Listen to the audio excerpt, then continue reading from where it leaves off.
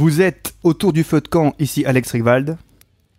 Salut à tous, c'est Vic, bienvenue pour la deuxième édition du Feu de Camp. Donc ce soir on a le plaisir d'être reçu chez Argos. Salut Argos. Salut. Et donc tous les trois on reçoit avec grand plaisir Gaëtan de la chaîne Taprak Gajoubert. Salut à toi. Bonjour tout le monde. Salut Gaëtan. Et donc quel est le sujet de ce soir ? Est-ce qu'on fait un tour de table déjà pour présenter les chaînes de chacun rapidement en une phrase ? Comme ça, c'est aussi le but du live, c'est de se faire un peu plus connaître. Argos, je te propose de te présenter sur ta propre chaîne pour commencer, puisque ce soir c'est toi qui nous héberge et je te remercie. Mais merci à tous d'être là, dans tous les cas. Bon, très rapide, puisque je suis sur ma chaîne, donc on va dire chasseur, pêcheur, cueilleur, métallurgiste et survivaliste et en quête d'indépendance quotidienne. Voilà. Merci. Vic ?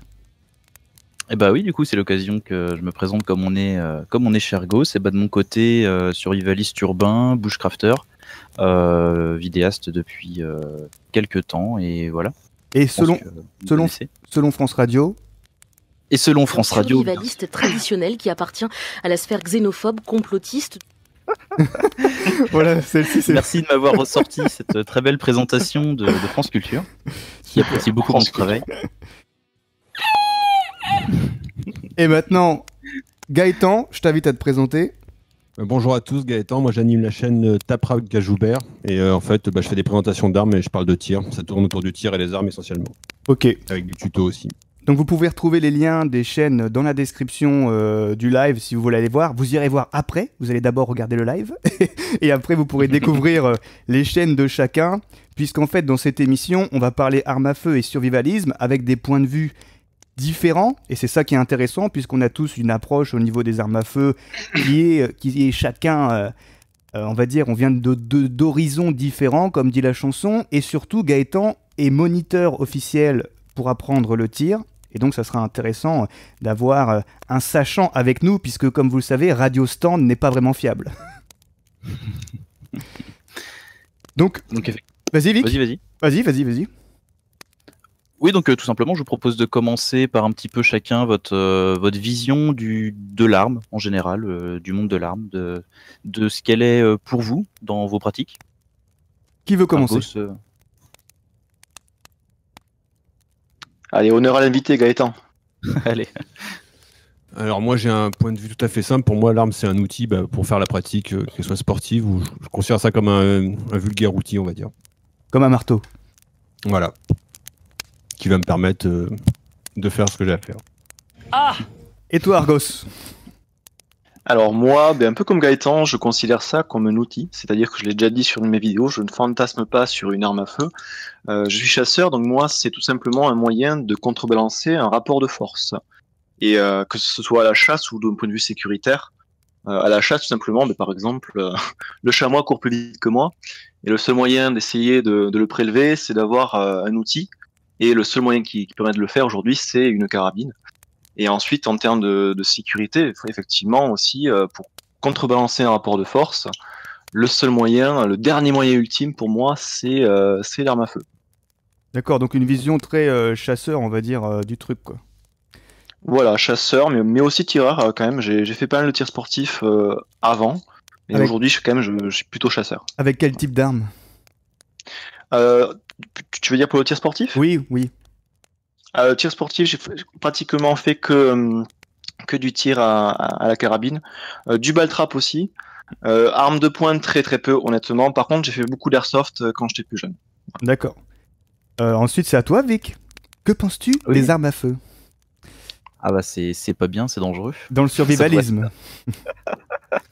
De mon côté, sur la question de l'arme à feu, donc moi je fais du tir depuis plusieurs années, peut-être 5-6 ans, donc du tir sportif en club civil. Moi j'ai commencé le tir assez jeune en fait, dès la majorité. Pour l'anecdote, j'avais le Mosin au coffre avant même d'avoir le permis de conduire, par exemple. D'accord. C'est vrai que le Mosin, il est, par rapport à comment il est catégorisé, des fois il y a des trucs qu'on comprend pas, mais tant mieux. Et son prix, c'est vachement, c'est une arme de guerre accessible, on va dire. Au départ. Aujourd'hui, voilà. C'est plus le cas en 2018, mais. Ouais, c'était le cas des. Ouais. Donc voilà, de mon côté, principalement tireur sportif, tireur de loisirs. Voilà, aussi bien en club qu'en terrain privé, et puis une vision par rapport au survivalisme, on va dire, tireur aidant, pas tant centré sur la chasse, je suis pas chasseur du tout, mais on peut dire ça peut avoir un usage dans mon cas pour par exemple la défense personnelle et la défense du domicile. Ok, donc toi tu vois ça comme un outil qui intègre ta préparation en plus au niveau défense personnelle, on va dire. Ouais, tout à fait. Un petit peu comme Gaëtan ou voilà, comme beaucoup de monde, je considère l'arme à feu vraiment comme un outil qui va servir à maintenir la vie quelque part. Alors que ça peut être un petit peu souvent compris comme étant l'inverse. On comprend l'arme à feu comme étant un outil servant à tuer, mais de mon côté, ça va être un outil qui va servir à maintenir la vie. De la même manière qu'un filtre à eau va permettre, et un outil qui va permettre d'apporter de l'eau et donc à maintenir la vie, ou qu'une trousse de soins va permettre de traiter des cas extrêmement urgents et donc de maintenir la vie. De la même façon, comme un extincteur, comme d'autres outils, face à l'urgence, c'est un outil qui peut faire la différence et qui peut permettre de gagner quelques minutes en attendant la cavalerie, par exemple. Tu rejoins un Pour peu. rebondir, ouais. Vas-y Gaëtan, vas-y. Pour rebondir sur ce que dit Vic, où je suis complètement d'accord, enfin pour moi dans ma conception des choses, c'est vraiment pour préserver la vie, c'est-à-dire que c'est pas pour sauver le mec qui se taille avec ta voiture ou ton magnétoscope, quoi. C'est vraiment le recours ultime et pour défendre ta vie. On aura l'occasion d'en parler plus tard, mais pour moi c'est un sujet qui est très clair, quoi. Oui, c'est assez intéressant de savoir justement, puisqu'en fait, je rebondis sur ce que vous dites, dans le sens où, pour les gens, les armes à feu, ça sert à défendre sa vie, à attaquer des gens, braquer des banques, et à défendre aussi souvent sa propriété. Il y a beaucoup de gens qui se plaignent qu'on ne peut pas défendre, comme tu dis, sa voiture, son smartphone avec une arme à feu, comme on pourrait... Non, on peut pas. Comme on pense dans l'inconscient dans certains États aux États-Unis, mais c'est pas forcément vrai, c'est plus problématique que ça. Mais c'est parce que les gens n'ont pas. Souvent, ils n'ont pas assez conscience de ce qu'est une arme à feu, dans le sens où ils comprennent pas que tu as l'arme, certes, qui est capable de tuer, mais il y a tout un process mental pour savoir appuyer sur une queue de détente sur un être humain qui est pas facile. C'est comme donner un coup de couteau. Ça paraît facile, mais beaucoup de gens bloquent au moment où il faut le donner. Tu vois ce que je veux dire? C'est un peu pareil pour une arme à feu. Avant d'en arriver là, ce que les gens n'ont pas forcément conscience à force de, avant de parler de ça, Oui. il faut se dire que si un jour tu fais usage d'une arme à feu, à notre époque, je parle avec les institutions et tout ça, ton emploi du temps il va changer, quoi. Même si tu étais en train de te défendre ou quoi que ce soit, ça coûte très cher parce que les gens ne voient pas tout ça, mais en termes de défense, en termes d'avocat, ça coûte très cher. Aux yeux de ta compagne ou de ta famille ou de tes enfants, si tu as été amené à devoir ôter la vie à quelqu'un, même si tu étais en train de te défendre, c'est ce qu'il faut intégrer, c'est que le regard des gens, de ta famille ou de ta compagne va changer sur toi. C'est-à-dire que c'est pas quelque chose d'anodin. C'est pour ça que j'insiste bien que selon moi, ça doit être vraiment le dernier recours. Et quoi qu'il arrive, même si tu es dans ton droit et que tu te défendais, que tu défendais ta vie, il faut que tu comprennes que ton emploi du temps, il va définitivement changer. Enfin, quand je parle de ça, c'est la destinée de ta vie va changer, quoi. Ouais, dans le sens où qu'on ait raison ou tort moralement d'avoir utilisé une arme à feu, dans tous les cas, on passera devant un juge et c'est lui qui déterminera légitime défense ou pas. Voilà. En fait, tu vas devoir prouver. Tu vas devoir prouver que c'était légitime. En fait, c'est à toi de prouver les choses. En fait. Oui. Quoi qu'il arrive, ça coûte très cher en termes d'avocat, de procédure. Et puis après, il faut voir. C'est pour ça qu'avant de penser à savoir si on aura la détente mentale ou quoi que ce soit, faut bien penser à tout ça. Oui, quelles sont les conséquences de nos actes et vivre avec nos actes après, quoi. Complètement. Ouais. Ça peut être quelque chose qu'effectivement chacun fera son choix personnel. Pour reprendre un petit peu le dicton qu'on ressort souvent, vaut mieux être jugé par 12 que porté par 6. Mais peut-être qu'il peut y avoir quand même effectivement des gens qui, eux, préféreront ne pas être armés pour tous les risques au domicile que ça peut présenter, et soit subir en cas d'intrusion, en cas d'attaque, mais ne pas risquer les problèmes du quotidien ou les problèmes judiciaires en cas de défense. Parce que ce qu'on peut dire, c'est que le mieux, quand on voit, comme dit Gaëtan, il souligne le fait que nos actes ont des conséquences, surtout ces types d'actes qui peuvent amener à supprimer une vie pour une bonne ou une mauvaise raison. Ça, c'est la morale, et la morale est différente en fonction de qui on est et ce qu'on fait sur la Terre. Mais il y a le fait où je perds mon fil et... Je me passionne pour les armes. Merci. Des conseils? Sauvé par Monsieur Mime. Et dans le sens où j'ai perdu mon fil, allez-y. Pour rebondir, nous on fait une formation qui s'appelle Tirer Défense, où on apprend quand quelqu'un dans le domicile essaie de pénétrer, donc on voit aussi l'éthique, ce qui est légalement, enfin ce qui se passe, tout ça. Et il y a plein de gens qui sont venus pensant que l'arme à feu était une solution, et au final, après 2 jours de stage, ils sont partis en disant ben non, en fait, l'arme à feu, c'est pas forcément la solution, et comme disait Vic, ils vont choisir d'autres systèmes, c'est-à-dire des caméras, des choses comme ça. Parce qu'il faut vraiment avoir à l'esprit, enfin, je suis pas contre le fait de se défendre, mais je veux bien mettre les choses claires et pas romancer les choses. Il faut bien mettre à l'esprit que quand tu utilises ton arme, quoi qu'il arrive après, c'est un grand bouleversement en fait. C'est là que je voulais... Vas-y. L'utiliser pour autre chose que pour défendre ta vie ou celle de ta famille, c'est perdu. En fait, c'est inconcevable, quoi. C'est-à-dire que le gars, il se taille avec ton magnétoscope, bah, t'es assuré, quoi. Tu vois, tu t'en fous, quoi. C'est bon, tu m'as fait retrouver la mémoire. C'est que justement, on se rend compte quand on analyse le contexte et tout ça, et que si on devait la mettre en œuvre, qu'il faut tout faire pour ne pas avoir à l'utiliser. C'est ça. Complètement, ouais. En passant par des solutions alternatives possibles, comme dont tu parles dans ton stage, où il y a certainement des solutions de défense alternatives et aussi des stratégies de prévention, j'imagine. L'arbalète, tout ça. Après, si on va être clair, hein, on va parler ce qui peut arriver dans 95%, c'est des gens qui rentrent te cambrioler. J'ai rarement vu déjà, quand tu sors une arme devant quelqu'un qui rentre te cambrioler, si la personne elle avance, c'est qu'elle n'est pas juste venue pour te cambrioler. Donc t'es dans une autre sphère déjà, on est dans une autre démarche. Oui. Par contre, je sais pas si je pense que tout le monde va être d'accord avec moi que j'ai rarement vu un mec qui arrive pour cambrioler, piquer des trucs. Tu sors un fusil à pompe, quelque chose comme ça, qui va avancer sur toi. Donc déjà, normalement, rien que le fait de sortir l'arme, ça doit quand même figer les choses et les faire partir. Si ça le calme pas, c'est qu'il y a un problème, comme tu dis, et qu'il y a plus... Autre chose, c'est qu'il est pas forcément venu pour un cambriolage. Du coup, c'est que tu as une vie qui fait que tu as peut-être des risques autres qu'un cambriolage. C'est dégueulasse, hein. Ouais, c'est... Pour rebondir aussi là-dessus, par rapport à ce que tu dis Gaëtan, effectivement, je pense que tout ce qui est intimidation et sommation est hyper important en amont de l'usage d'une arme à feu. Bien sûr, quand on dit qu'on est hors du carcan sociétal, c'est-à-dire qu'il n'y a plus de règles qui en gros légifèrent notre vie. On se retrouve dans un système où maintenant le cambrioleur est chez toi, peut en avoir à ta vie. Et là, c'est le dernier recours ultime. Mais effectivement, si c'est que du matériel, si c'est que ainsi de suite, moi personnellement, j'ai un processus, on va dire, si quelqu'un rentre chez moi qui est très figé. Concrètement, je ne sors pas de ma chambre et je vais pas aller le voir avec mon calibre 12. Il peut prendre tout ce qu'il veut à l'intérieur. Par contre, bien sûr, je suis en communication avec la police. J'ai un système d'alarme aussi chez moi. Mais par contre, s'il rentre dans le dernier lieu ultime, on va dire, où je suis avec ma femme, potentiellement mes enfants, ainsi de suite, là, forcément, le dernier recours pour essayer de défendre ma famille, ça sera l'arme à feu. Mais c'est vraiment un dernier recours, mais les sommations sont hyper importantes.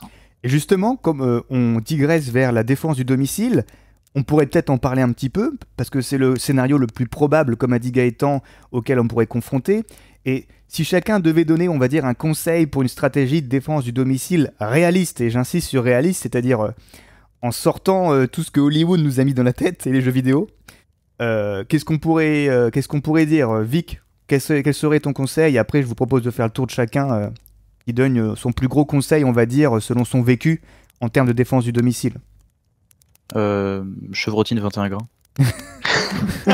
Ok, conseil suivant. Non, c'était pas le conseil que j'aurais dit en premier. Non, j'aurais dit la même chose que. Parler poliment. Voilà. Qu'est-ce qu'a déjà dit Argos, effectivement, ne pas aller au contact. Peut-être plus parce que maintenant on est à une époque où on a plus peur de la justice que d'être au contact. Oui, c'est clair.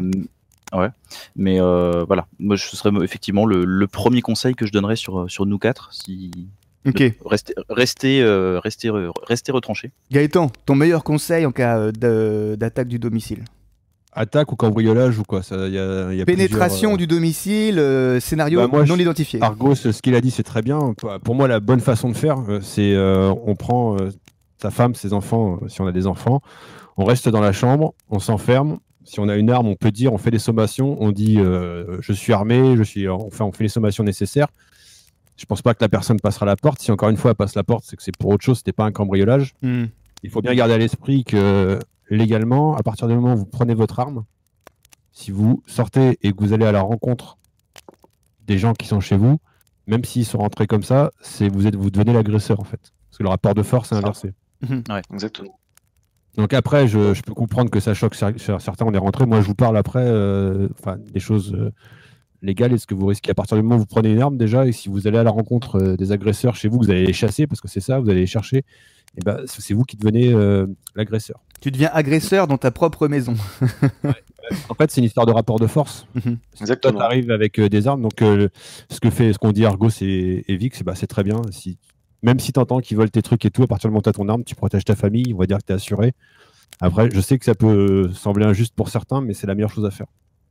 C'est frustrant, on va dire.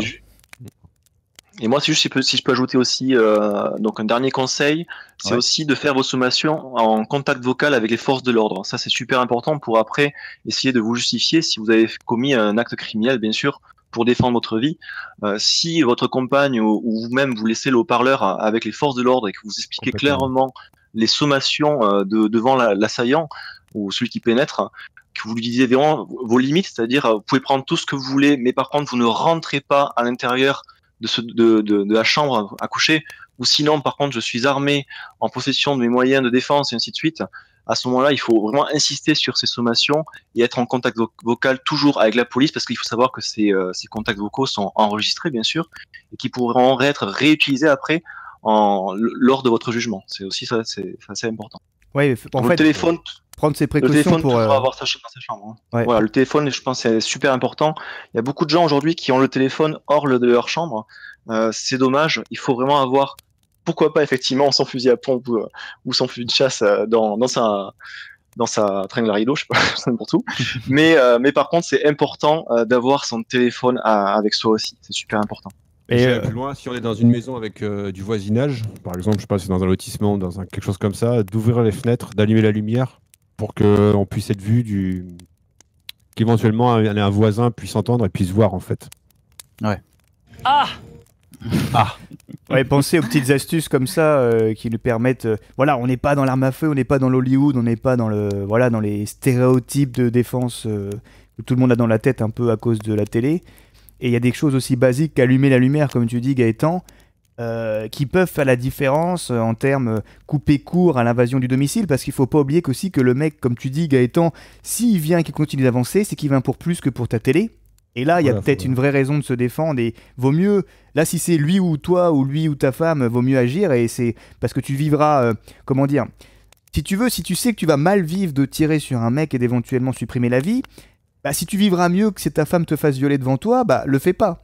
Mais si tu sais que tu préfères aller en prison au lieu de voir ta femme te faire violer, ah, mais tu vois ce que je veux dire, c'est dans le... Non, mais je parlais pas en termes, quand je dis ça tout à l'heure, je parlais pas en termes de détente mentale. Ça, il n'y a pas de Le problème, c'est pas que tu l'aies ou que tu l'aies pas, c'est que si tu l'as et que si tu tires pour quoi qu'il arrive, même si c'est dans ton droit, je t'ai expliqué que ton emploi du temps, il va changer. Oui, par changer. contre, voilà, il faut savoir que voilà, tu iras, comme tu as dit, devant le juge, tout ça. Mais après, c'est une question quand la situation devient extrême et que tu dois choisir entre deux extrémités, entre guillemets. Non, on est d'accord. Après ça, il n'y a pas de, pour la défense de la famille, il n'y a aucun. Voilà, il n'y a pas de débat possible. Ouais. Voilà, j'explique que là, pour un peu moins, comme tu parlais du côté Hollywood, romancé, expliquer aux gens que se servir d'une arme, même si tu es dans ton droit et même si quand tu vas, selon toi, la situation est horrible et insoutenable, quoi qu'il arrive, ça va te coûter en fait. Voilà. C'est ce que j'ai expliqué en fait. Ouais. Pour être le plus clair possible et. Ouais, il n'y a pas à choisir entre laisser la menace et ah bah, je vous en prie, mon brave, ma femme est là, vous voulez que je vous la tienne Voilà. Pas de souci.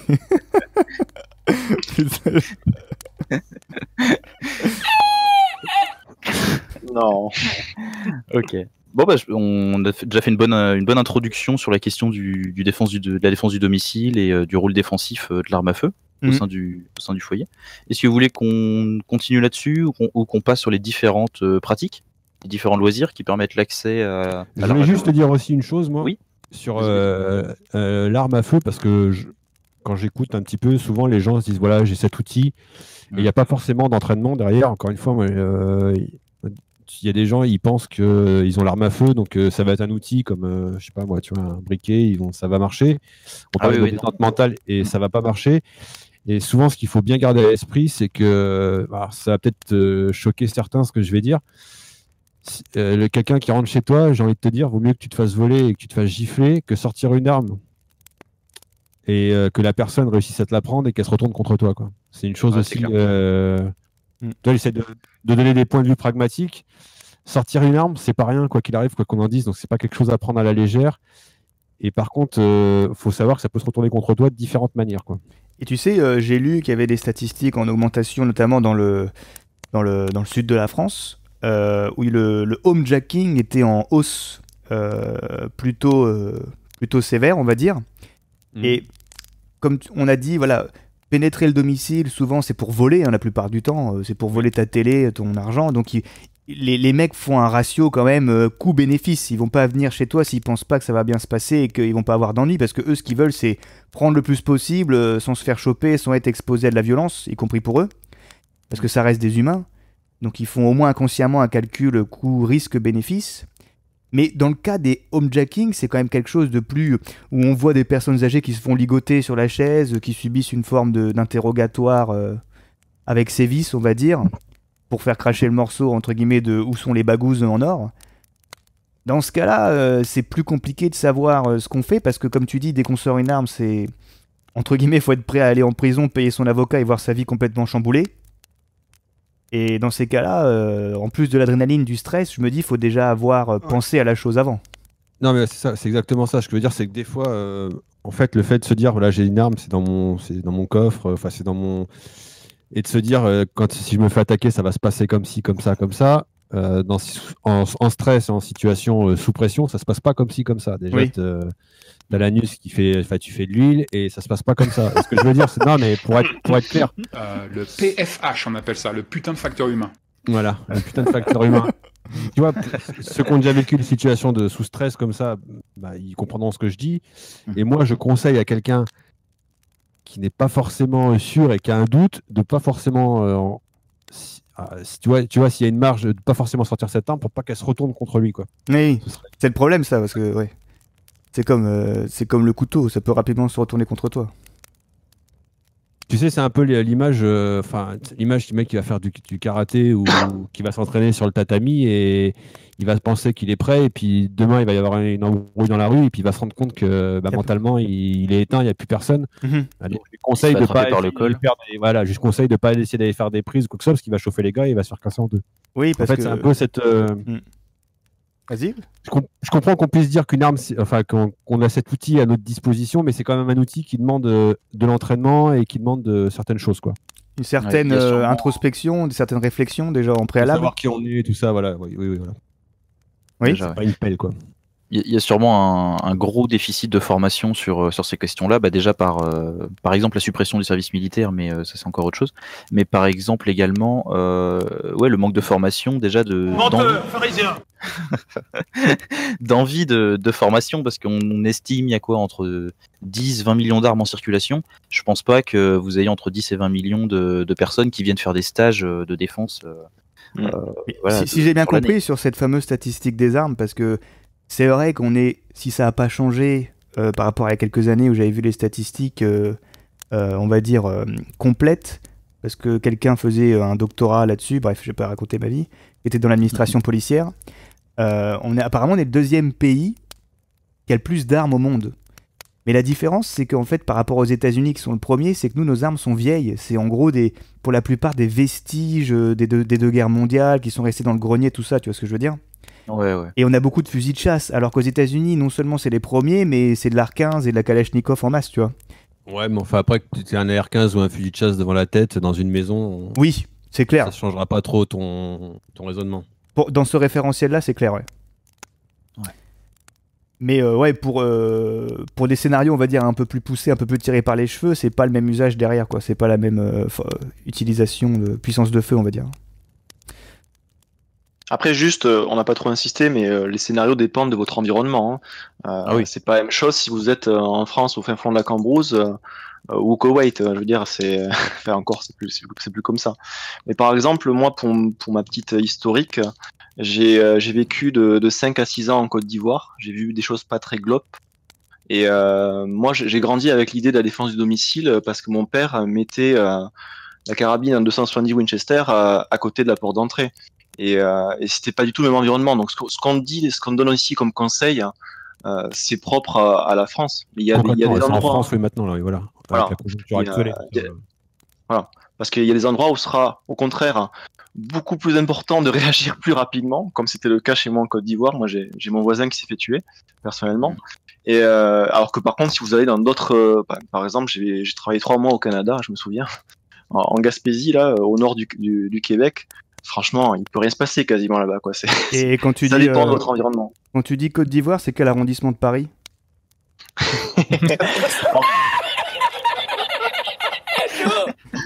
Ça s'appelait Abidjan, voilà, Abidjan. Ah d'accord, ouais, je vois. Bon, on se doute pourquoi t'étais là-bas. Enfin, on s'imagine quel métier faisait ton papa.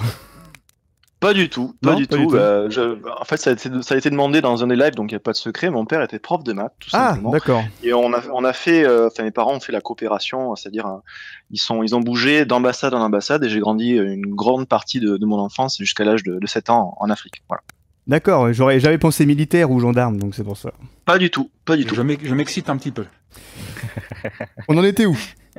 Donc ouais, on disait que par rapport au pays, justement, quand t'es en, si t'es par exemple en Côte d'Ivoire, fatalement, le contexte, les violences sont différentes, les méthodes d'opération, on va dire, des brigands sont pas les mêmes. Il y aura plus ou moins de violence, plus ou moins de matériel, et il y a aussi les mœurs qui changent, parce qu'en France, il y a quand même un sentiment antimilitariste, anti-armes très fort, où même quand on fait tous attention de pas montrer ses armes n'importe comment.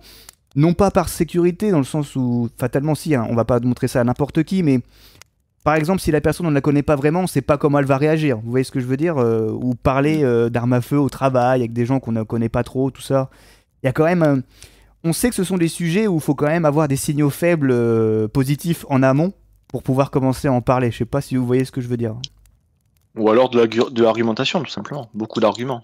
Oui, pour le mettre en valeur. C'est le genre de sujet clivant, tu sais, où les gens se rentrent dans l'émotionnel tout de suite et ont des paradigmes bien formés par l'État et la télé.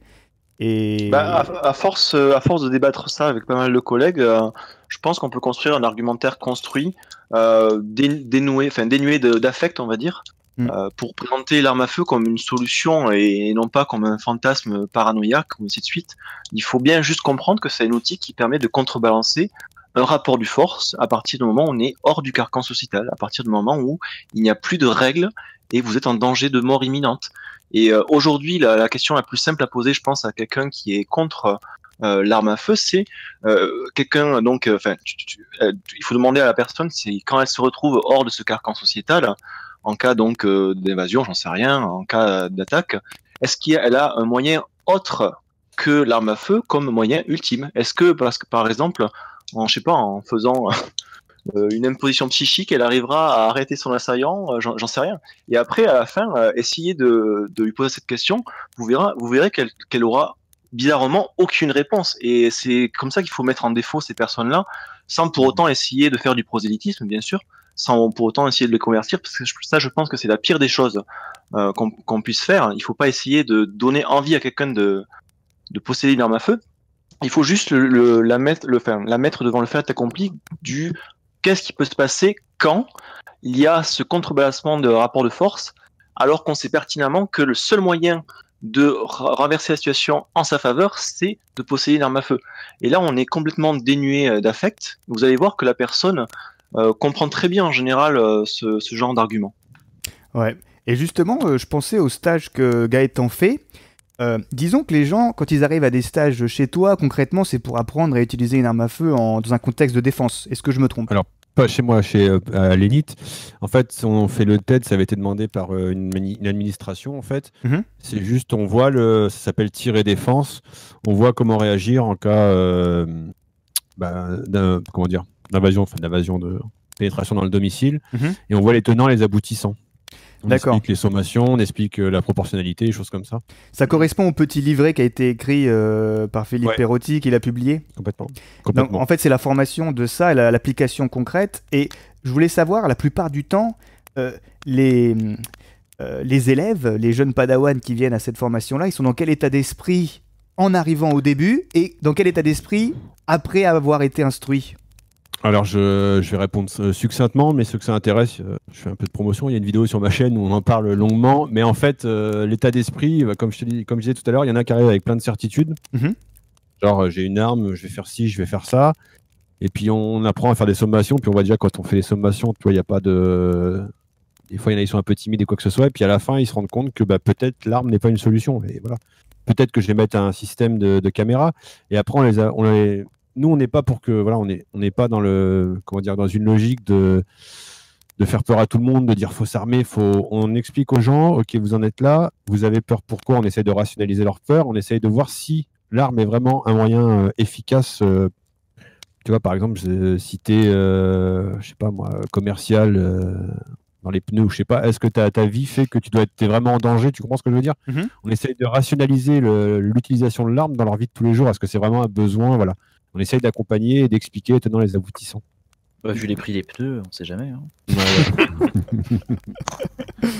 Après, c'est vrai qu'au TED, on retrouve vraiment une approche, je trouve, très, très civile, justement. Oui, il n'y a voilà, pas de holster, de PA, de combat. Non, et éthique et civile, voilà. Déjà, il n'y a pas de holster parce que, pareil, hein, c'est toujours pareil. Enfin, les gens, ils ont une vision un peu, j'ai m'acheter un holster, j'ai m'acheter ça. Nous, on travaille avec une sacoche parce qu'il y a des gens, ça va peut-être faire sourire, mais il y a des gens pour qui porter une arme, c'est un poids, mais pas forcément un poids physique. Ça va être un poids psychologique. Oui. Il y a des gens qui viennent et qui veulent se défendre parce qu'ils se disent, voilà, la conjoncture fait que j'ai envie de me défendre, mais ils y vont pas forcément par plaisir. Tu comprends? Et la sacoche est quelque chose d'aussi plus low profile, sacoche, on va dire, et plus le profile, adaptable. mais c'est surtout que si tu vois que ça te pèse un petit peu d'avoir cette arme, et encore je parle bien de poids psychologique, et bah, tu prends la sacoche, tu la poses, et puis tu vas faire un tour, et puis voilà. C'est D'accord. vraiment adapté à tout le monde, et voilà, on n'est pas dans une logique, on est loin de la logique paramilitaire, on va tout dézinguer, tout ça, quoi. C'est pas notre Ouais, truc. c'est vraiment l'approche citoyenne adaptée au contexte français, quoi. Et la meilleure approche, selon moi, au vu de la conjoncture, de la loi et tout ça, voilà. On travaille aussi bien l'éthique que la technique, en fait. D'accord.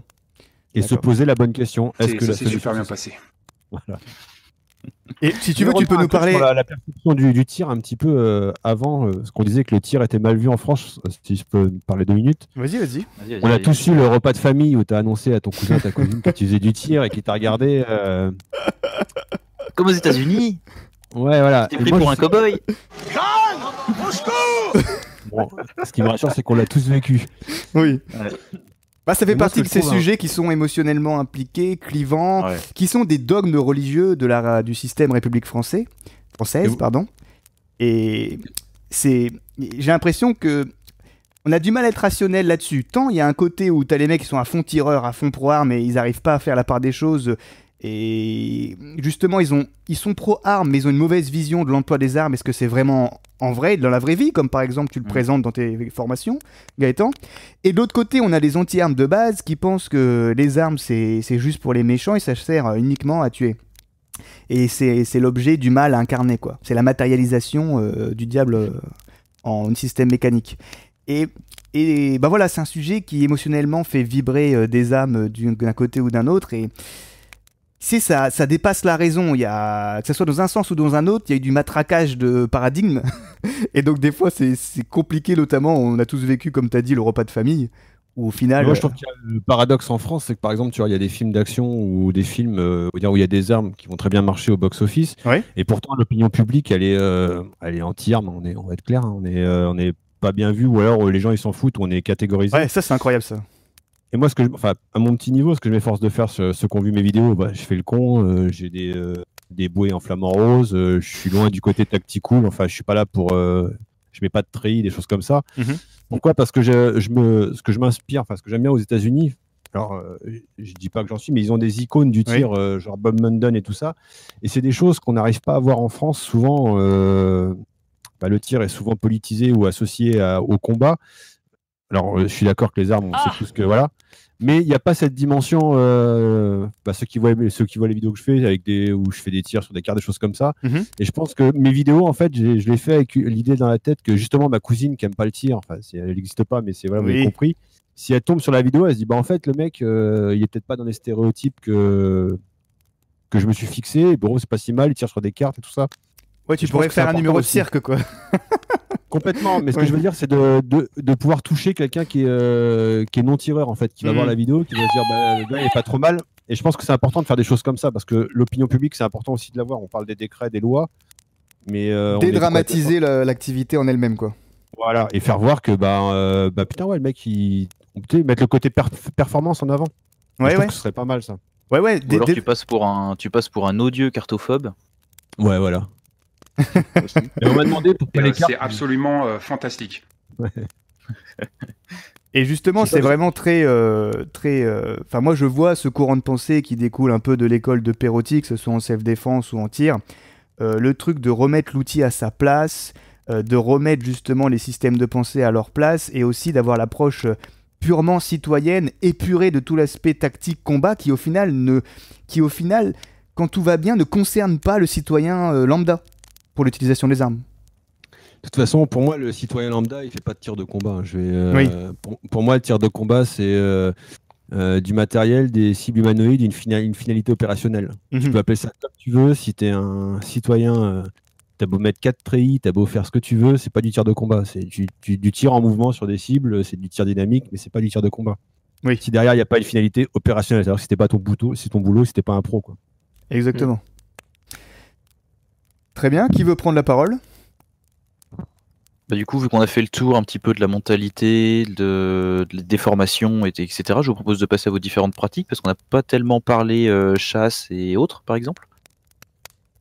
Sinon, on peut aborder aussi, pour des débutants, comment aborder le milieu des armes d'une manière réaliste. Oui. Parce que tout le monde fait comme Vic, hein, au début, on prend tout de suite le plus gros calibre et le plus gros fusil qu'on peut acheter. Ça n'a jamais été un pour les regret. armes. Des conseils ? Alors pour ceux qui se passionnent pour les armes et qui voudraient se mettre au tir, quel que soit leur âge, comment bien commencer en évitant l'erreur que je pense on a tous faite, c'est-à-dire de vouloir le plus gros calibre au plus vite, et moi plus j'avance, plus je fais que du 22, pour des raisons économiques, et que je vois que je peux travailler mon tir avec un 22 autant qu'avec un 308. Bon après, ça dépend de la distance, mais vous voyez ce que je veux dire, je peux prendre autant de plaisir avec un 22 qu'un 308. Et bon, après, je fais pas de chasse. Argos va nous dire, si je chasse, je peux pas chasser avec mon 22 le même gibier, tout ça. Et même avec le 308, je te dirais. Mais j'en parlerai plus tard si tu veux du 308. D'accord. Et justement, pour quelqu'un qui voudrait découvrir les armes en stand de tir, on va dire en mode FFT, quoi, fun shoot, est-ce qu'il faut commencer obligatoirement par le 22 ? Il y a même certains stands de tir qui imposent le plan. Vas-y. Ben, c'est dans la loi maintenant depuis le nouveau décret. Toutes les personnes qui vont venir, c'est initiation sur accord du président et au 4-5 ou au 22. Ah bah j'étais pas au courant. Donc, pour l'instant, c'est voilà. Ah, c'est rangé pour l'instant. Bite volante. D'accord. Désolé de te... Non mais ok, bah c'est pas plus mal hein, quand tu y réfléchis. Va falloir qu'on se fasse des pins tireur français, toujours baisé, jamais surpris. La vaseline, on aime la vaseline. Jean Dicton. Jean Dicton. Oui, il l'a placé, il est content. T'as placé quoi, Jean Bouton? Non, Jean Dicton. Ah, Jean Dicton. Un peu. Et bah justement, Argos, pour la chasse, hein, est-ce qu'on a besoin d'un Mosin Nagant obligatoirement? Bon, c'est un vaste sujet, la chasse et le tir sportif, parce que bien souvent, il y a des personnes qui confondent les deux pratiques. Donc là, si on part du calibre, par exemple, il faut bien comprendre que la chasse, ça n'a rien à voir avec le tir sportif. Et justement, par exemple, si on prend l'exemple du calibre 308 Winchester, qui est un calibre très court, très utilisé, on va dire, dans le tir sportif, qui a même de très grandes vertus pour le tir longue distance. Il faut bien se rendre compte que quand vous tirez en stand, vous êtes dans un milieu assez caréné, donc souvent à l'abri du vent, pour faire des tirs fichants. Vous êtes aussi dans un milieu où les distances sont fixes, c'est-à-dire que vous avez une cible à 300 mètres, elle ne bouge pas. À la chasse, on n'a pas le luxe, malheureusement, que le gibier se place pile à 300 mètres. Et donc, ça n'a rien à voir. Et aujourd'hui, il y a beaucoup de gens, par exemple, qui pratiquent le tir sportif et qui après se mettent à la chasse et qui, en fait, sont très très déçus de leur arme de tir sportif. Et c'est notamment le cas du 308 Winchester. Enfin, personnellement, je le vois chez moi. Des gens qui vont après essayer de faire du tir longue distance au chamois. En fait, par exemple, si on prend ce calibre, il est très très très bien pour le tir longue distance sur des distances fixes, c'est-à-dire où on a réglé sa lunette. Mais ce calibre-là a des performances balistiques qui sont pas forcément le mieux pour le tir longue distance à la chasse. Et je vais m'expliquer. À la chasse, donc à cause du gibier qui est souvent à des distances qui diffèrent de l'ordre de 150, 350 mètres, on a besoin d'avoir un calibre hyper tendu avec une vélocité de balle hyper importante pour essayer de n'avoir à faire aucune correction de visée via la lunette. Et il faut savoir qu'à la chasse aussi, nos lunettes de tir sont interdites avec un système de correction de visée, d'accord? Alors qu'au tir sportif, on a le droit, bien sûr. Ah, t'as pas le droit de lunettes de visée que tu peux corriger? Non, tu n'as pas le droit avec un indicateur de correction sur ta lunette à la chasse, c'est interdit. Ah, je ne savais pas. Ouais. Ce qui fait qu'à longue en fait, distance, ça, c'est.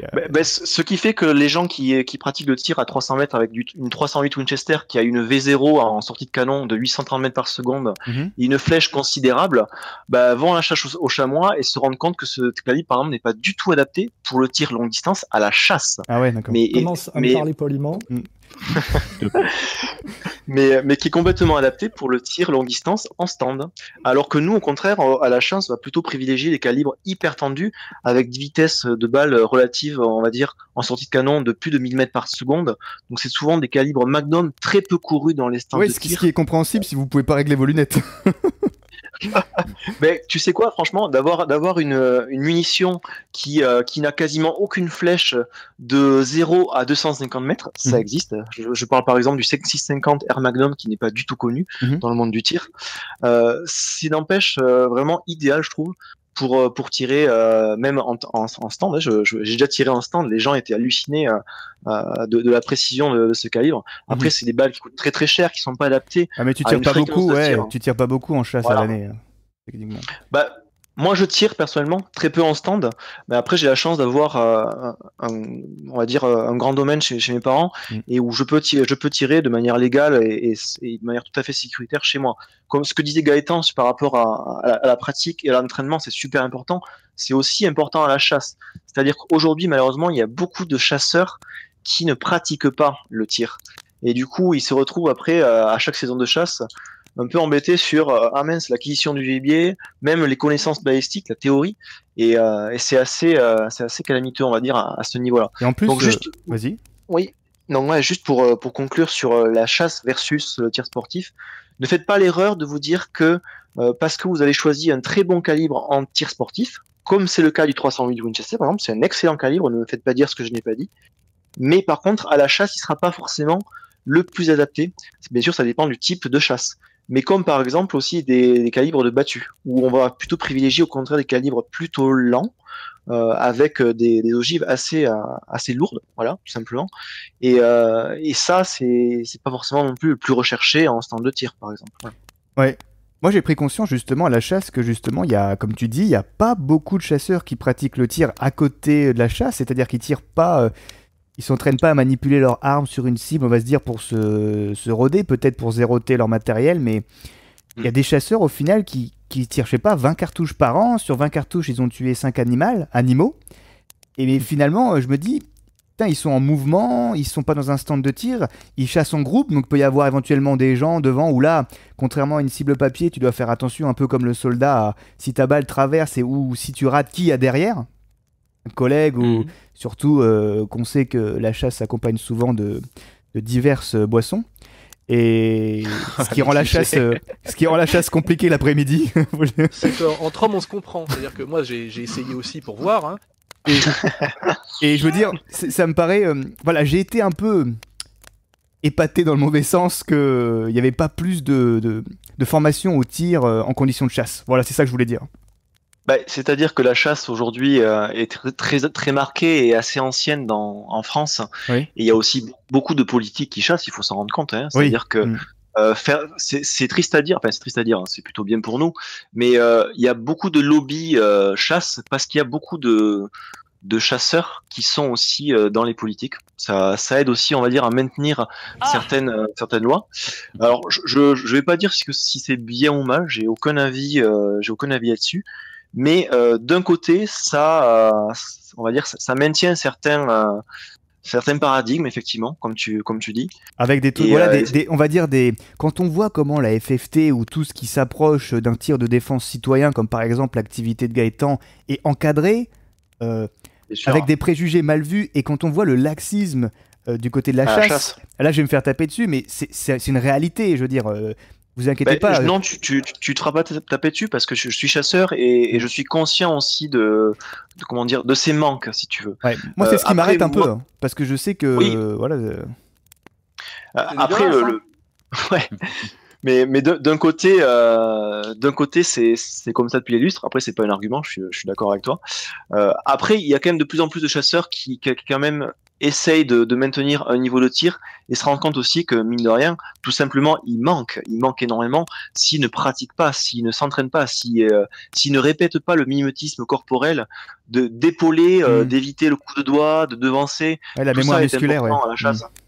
La mémoire musculaire est importante, ce que vous appelez vous le drill en tir sportif. Ah mais le drill c'est Donc, militaire. furieux. Gaëtan va te dire que le drill, il faut une finalité opérationnelle, ok?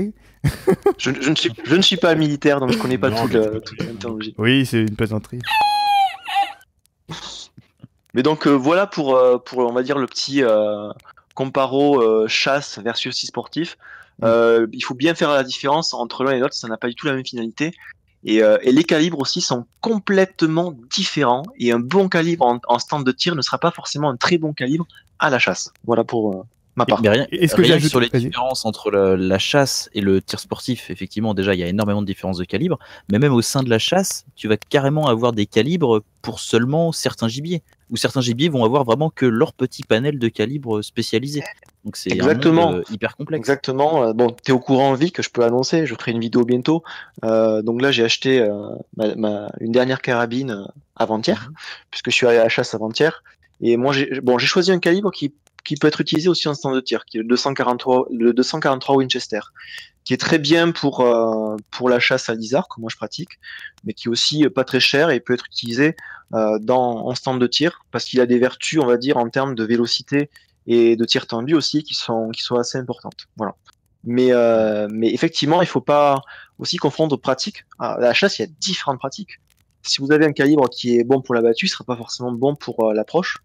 Et même si certains disent qu'il y a des calibres hyper polyvalents, c'est le cas du 764, du 270 Winchester, du 7RM, voilà, du 12. Alors le 12 est très très bien pour plein de choses, mais par exemple le 12 sera très compliqué pour l'ISAR, parce que approcher un ISAR à 80 mètres, c'est faisable, mais c'est relativement complexe. Bah, On tu en tires en revient à la flèche. notion, oui voilà, mais on en revient à la notion de rapport de force.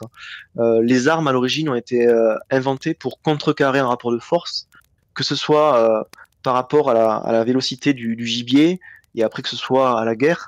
Il faut trouver la munition qui permette de contrecarrer le rapport de force, soit lié à une cible à longue distance, soit lié aux effets climatiques, et ainsi de suite.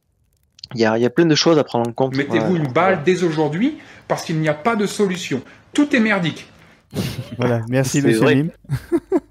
Et moi, ce que je voulais, là où je voulais appuyer, c'était justement quand on prend l'activité de Gaëtan, qui est pour un tir de défense, on va dire citoyen, donc adapté aux situations possibles qu'un citoyen peut rencontrer dans une société stable, etc., d'aujourd'hui, et la chasse, je vois du laxisme un peu trop du côté de la chasse sur certaines choses, au point où je réfléchis à 2 fois à aller chasser avec certains groupes, pour ma propre sécurité personnelle avant de penser à la chasse, et du côté de Gaëtan, peut-être trop la vis serrée qu'on n'a rien le droit de faire avec un Glock, par exemple, tu vois ce que je veux dire?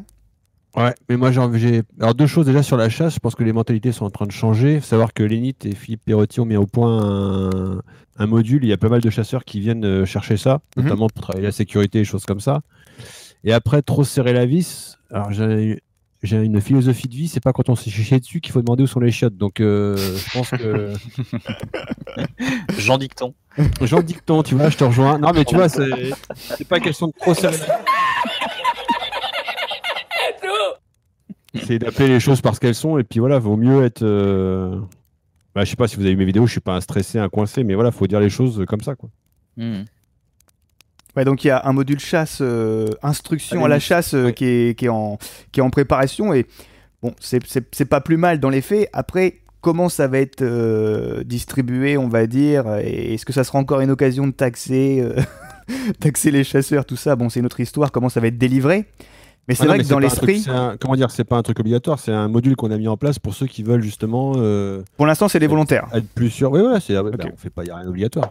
Et je pense, par contre, c'est utile, clairement, ça a besoin, voilà. C'est important. Il n'y avait pas d'offre dans ce sens. C'est vrai que les chasseurs étaient laissés. Voilà, là, il y a quelque chose qui a été, qui a été conçu, pensé, justement pour les aider. Super. C'est-à-dire, ça propose quoi? Il y a un parcours Je vais pas te dire. L'apéro. Non. Je vais pas te donner le détail parce que je connais pas le programme exact, mais je sais que ça va parler de la sécurité. Après, ça va parler de ce que tu disais, la prise de visée, tout ça, les choses comme ça. Ce que disait Argos, ça va regrouper tout ce qui va intéresser le chasseur en fait. Ok, tout ce qui pourrait Ne manquer. t'inquiète pas, ça va bien se passer. Parce que Ne t'inquiète pas. Finalement, la chasse, là, je sais pas, Argos, comment t'as appris la chasse avec quelqu'un de ta famille ou avec d'autres chasseurs ou voilà, il y avait rien de. Mon père est chasseur, donc moi Voilà. j'ai chassé depuis tout petit, en fait, de manière officieuse bien sûr. Et ensuite j'ai passé mon permis de chasse. Alors par contre, le parcours au permis de chasse est intéressant puisqu'on fait du tir en battu. Enfin, bien sûr, c'est sur une cible mouvante en carton. Ensuite, on fait un parcours où il y a comme un ball-trap, on va dire. Donc ça permet de voir tous les types de chasse, sauf malheureusement celle que je pratique, qui est le tir longue distance. Alors longue distance, encore une fois, je suis chasseur, hein, donc pour moi c'est 250 mètres, c'est pas 800 mètres comme chez vous au tir sportif. Mais moi j'ai appris par mon père en fait, et mon père quand même est assez adepte de la sécurité. Personnellement, moi j'ai eu une arme dans les mains très très tôt parce que, donc je vous l'ai dit tout à l'heure, j'ai grandi dans des milieux qui étaient assez hostiles et moi j'ai appris à me servir d'une arme dès l'âge de 4 ans parce que ça pouvait potentiellement me sauver la vie. Donc tout ce qui est sécurité, on va dire, mon père a tellement insisté que moi j'en suis un adepte et je fais tout pour aussi respecter ces règles. Après, effectivement, le permis de chasse est quand même vraiment donné, on va dire. Il y a un laxisme, comme tu dis, Alex, qui est assez important. Je vais pas me faire que des amis là-dessus, bien sûr, mais bon. Après, je trouve aussi, comme tu dis, Gaëtan, c'est qu'il y a de plus en plus de gens qui essaient de se former, qui prennent conscience des problèmes de sécurité, même de visée. Par exemple, il y a peu de gens qui connaissent ça, mais il faut savoir que quand vous êtes à la chasse, vous attendez un gibier, tout simplement. Et en fait, le cerveau projette l'image du gibier que vous allez apercevoir. Donc en fait, il suffit que par exemple un de vos collègues sorte d'un arbre. En fait, pendant un quart de milliseconde, vous allez, sans vous en rendre compte, voir un sanglier. Et c'est vraiment scientifique, ça a été prouvé et démontré. Donc cette perception, on va dire, erronée de la chasse liée à l'adrénaline et liée ainsi de suite, à plein d'aspects, heureusement, sont présentés au permis de chasse. Voilà, ça c'est assez bien, parce qu'il y a beaucoup d'accidents à cause de cette perception erronée qui est sous le coup d'adrénaline et de la motivation. L'envie de tirer aussi. Exactement. Ah oui, l'envie de tuer, ouais. Voilà. Bah, ça, on peut pas le nier. Il y a des tueurs. Il y a ce qu'on appelle les viandards. Moi, par exemple, donc hier, j'avais un isard à 300 C'est dégueulasse, hein. Enfin, 320 mètres au télémètre hier. J'avais donc ma carabine que je viens d'acheter là, que j'ai réglé très très bien à 150 mètres. Je sais que le calibre est tendu. Je sais que je pouvais tirer l'animal hier. J'avais un grossissement à 12, donc je voyais bien quand même l'animal. Hier, par exemple, je n'ai pas tiré volontairement parce que je pensais qu'avec les aléas climatiques, le vent, il y avait beaucoup de vent hier, je pouvais le blesser. Mais heureusement, je trouve de plus en plus de gens qui pratiquent la chasse de manière éthique. En tout cas, moi, je m'en rends compte. Même s'il existe des viandards, on va dire que ces viandards sont d'une autre époque et que le renouvellement si de la chasse. Alors, oui, effectivement, il n'y en a pas beaucoup, mais on est en train de... La pyramide des âges du renouvellement des chasseurs, c'est une pyramide à l'envers. Hein. C'est comme les retraites. C'est ce que je disais, moi, ça part en live. Hein. Mais c'est ce que je disais, moi, dans mes vidéos. Il y a très peu de gens qui ont mon âge et qui sont chasseurs. Donc moi, c'est impressionnant le nombre de grands-parents qui décèdent à droite à gauche des amis, qui me disent « Ah, tu veux pas récupérer telle arme, ainsi de suite ?» Moi, en fait, je pourrais ouvrir une armurerie juste parce que je suis chasseur, quoi. Et parce que je suis jeune. Tu récupères tous les héritages. Non, mais c'est triste à dire, mais c'est ça. Et après, je dois les déclarer, et après, c'est un bordel sans nom, quoi. Mais là, pour être honnête, les 3/4 de mes armes que j'ai, ce n'est pas de l'achat, hein, c'est de l'héritage, du don, ainsi de suite. C'est impressionnant. Il y a beaucoup d'être chasseur. T'es à la retraite maintenant, vas-y, c'est cool, tu peux aller au cinoche tous les jours. Ou à la chasse. À la chasse tous les jours. À la chasse, ouais. À la pêche. À la pêche tous les jours, bien sûr. C'est un petit peu Donc comme voilà. dans le tir sportif. Hein. Il y a pas mal de retraités qui arrêtent ou qui arrêtent contrairement à l'encontre de leur volonté, qui décident d'arrêter de respirer et donc du coup qui arrêtent le tir aussi, quoi. Et c'est pareil, si on n'a pas voilà des jeunes qui se réinscrivent, qui se mettent au tir, qui se mettent à la chasse, effectivement, aussi bien ces activités-là que ce patrimoine-là va partir, quoi. Et en plus, ceux Sauf qui au- se sauf mettent au au tir, Vic, hein. Un survivaliste traditionnel qui appartient à la sphère xénophobe, complotiste. Ça, c'est indispensable. Merci France Radio. Bon, sauf qu'au tir sportif, il y a très peu de calibre 12 en fait. C'est ça qui est Oui. assez différent. Alors qu'à la chasse, il y en a énormément. Et moi, quand je dis que par an, j'ai au moins 5 propositions de gens qui me proposent soit de me vendre, soit de me donner des calibres 12 ou 16, c'est impressionnant, quoi. Moi, si tu veux, je peux te dois donner dire non, hein. le contact pour ouvrir un compte Naturaboy Pro. Hein. Ouvre ta petite- Le mien est quasiment pro, pour être Ah, honnête. ouais, d'accord. Ouais, voilà. Hein. Diversification économique. Voilà, on en revient Diversification toujours. Hein. économique. On en revient toujours. Oui, voilà, mais encore une fois, les armes sont aussi un investissement. Et pour un jeune chasseur, c'est impressionnant. Hein.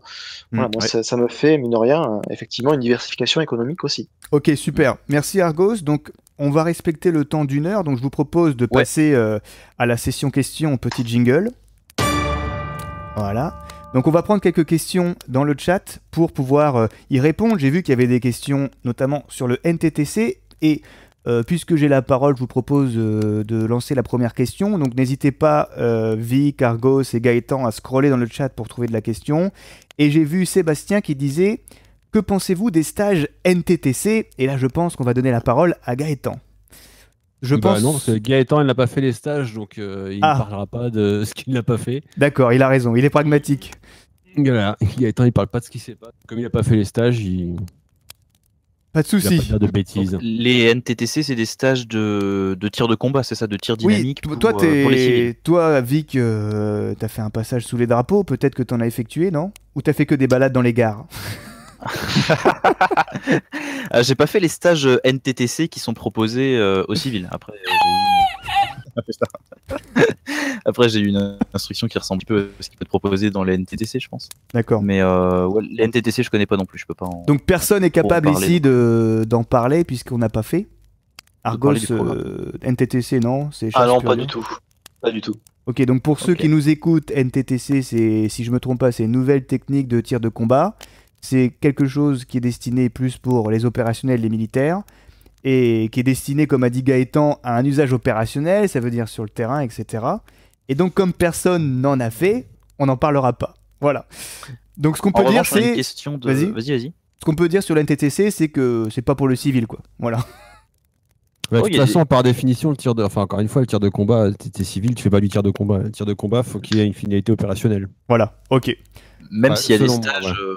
même s'il y a des petits stages d'initiation ouverts aux civils présentés comme des initiations NTTC. Oui. Oui, mais au final, après, si tu regardes sur le contenu du cible, tu vas tirer sur des cibles multiples en mouvement. Tu appelles ça comme. Ouais, on peut appeler ça comme on veut, mais Oui, c'est du tir dynamique, du tir sportif. oui, voilà, du tir de loisir. Question Autre suivante. question Vas-y. de Vas-y. Gustave. Qu'est-ce qu'on pense du port d'armes citoyen avec les règles de l'ARPAC? Ouh louloulouloulou. Ouh louloulouloulou. Alors Il faut un là, live entier là-dessus. suicider le live. Ouais, c'est un live, ça. Suicider le live. C'est le live, ça part en live. Ah ouais. Exactement. Donc on fait un tour de table, je pense, sans rentrer dans on les fait grands court. détails, parce que sinon ça va repartir en émission sur cette question-là. En une phrase, Argos, à toi, et après tu fais tourner la patate chaude. Vas-y. Alors moi, ça va être très rapide. Je vais mettre un joker puisque je ne suis pas légitime pour répondre à cette question. Oh non, là mais je là suis là pas là. tireur. Jean Je suis pas Joker. tireur. Hein. Allez, vous Je suis êtes pas tireur enculés, sportif. c'est pas ça la vie. Non, mais je Dans ne la suis- vie, on met pas de joker. Je ne suis pas tireur sportif. Je ne pratique pas assez l'arme de poing pour avoir un avis légitime sur la question. Donc je laisse la réponse.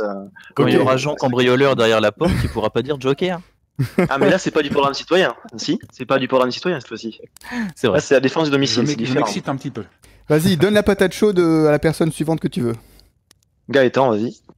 Alors, le port d'armes citoyen. Alors moi déjà, premièrement, ça me choquerait pas que des anciens militaires ou des policiers ou des choses comme ça soient armés dans le civil. Je trouverais ça, voilà.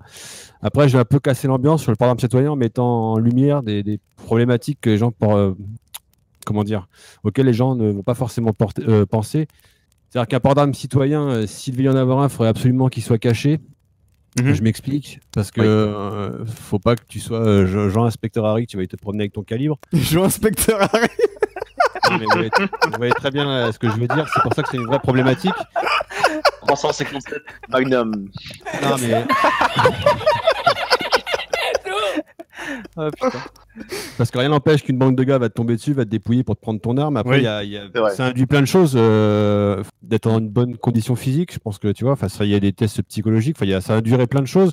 Un truc tout bête, t'as un malaise, t'as un accident, qui c'est qui arrive, qui c'est qui vient te donner, t'as une arme sur toi. Ça induit, il y a plein de réflexions derrière en fait. Ouais. C'est vrai. Après, dans un premier temps, s'il devait y avoir un port d'armes, je pense que des gens qui ont servi, des professionnels, des militaires, des policiers. Moi, en tant que citoyen, ça ne me choquerait pas aujourd'hui. En tant que citoyen, ça ne me choquerait pas que des professionnels restent armés.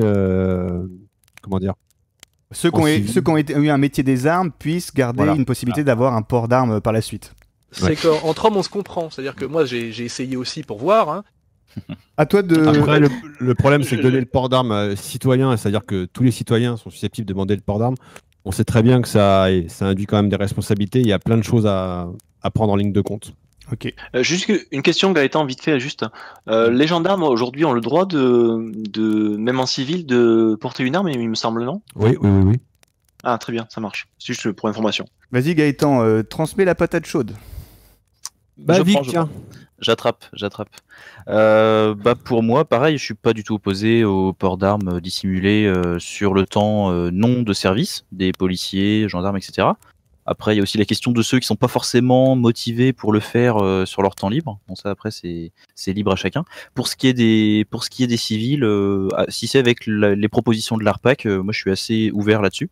C'est-à-dire, bien sûr, avec des personnes triées sur le volet, avec énormément de formation à leurs frais, comme on pourrait faire, nous, des stages reconnus de l'État, et pas mal de règles qui encadreraient tout ça et sécuriseraient ça, pour pas que ce soit quelque chose de trop non plus à risque, surtout pour l'espace public.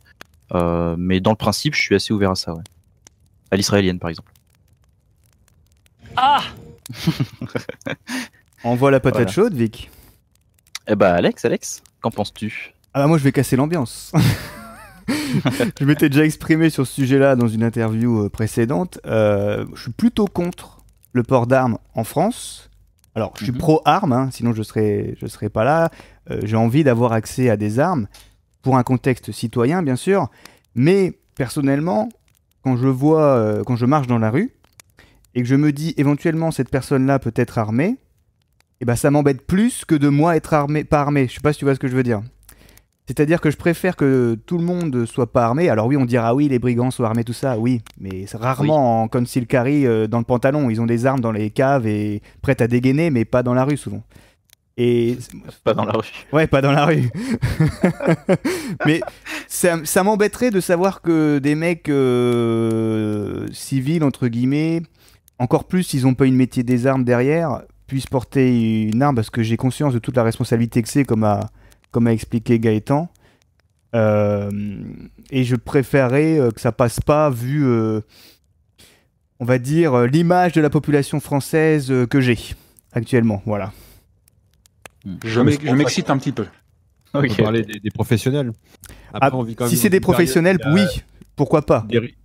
On vit dans une période où il y a quand même des troubles à la sécurité, des risques d'attentats, des choses comme ça. Maintenant, si dans le rapport de force, les gens qui veulent atteindre notre intégrité se disent que sur le territoire, en fait, tu as tant de milliers de personnes qui sont des professionnels en service ou autres, qui sont potentiellement armés, ça peut changer le rapport de force. Oui. Notamment contre les attaques au couteau, ça peut... voilà.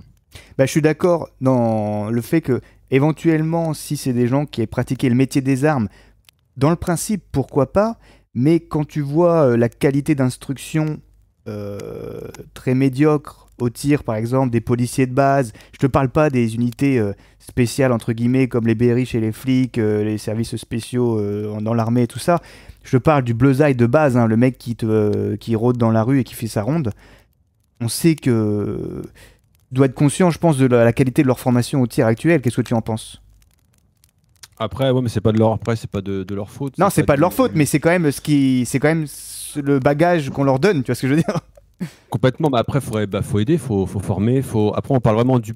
Si on reste sur comment dire, le port d'armes, pour moi, ce qui pourrait être acceptable, voilà, enfin, encore une fois, je parle pas au nom de Gaëtan, c'est personnel. Oui, y a pas de souci. Je parle vraiment au nom de moi. Moi, personnellement, quand des professionnels ou des gens qui seraient armés hors service, je trouverais que ça me choquerait pas. Voilà. Ça me choquerait moi aussi.